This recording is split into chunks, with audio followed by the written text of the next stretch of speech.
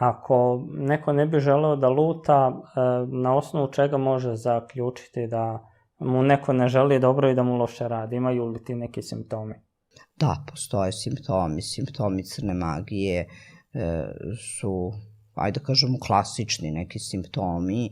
Budu i promene stanja raspoloženja koje idu iz depresije u nervozu, psihička odsutnost, dekoncentrisanost, uznemirenost, loše spavanje, snovi, sanjanje mrtvih, osjećaju blokade na svim poljima, ne ide im ništa od ruke, gde god krenu, korak napred, 3 nazad, jednostavno imaju blokade na svim poljima i vrte se u jednom začaranom krugu iz koga ne vidi izlaz i prosto imaju osjećaj da život prolazi pored njih, a oni stoje u mestu ili jednostavno upadaju iz problema u problem, iz nevolje u nevolju i nikako da se iščupaju.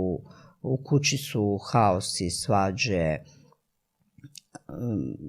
znači dešava se da niko s nikim u kući ne razgovara, prosto se osete energetski te sile koje u stvari osete ljudi da to nije njihova energija, da je to tuđa energija, oseti se ta zategnuta atmosfera, ljudi imaju osjećaj da ih neko ili nešto prati ili da je nešto u prostoru i neko, a u stvari nema nikog.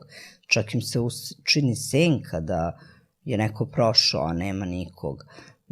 Znači, ima tu dosta simptoma da se to oseti.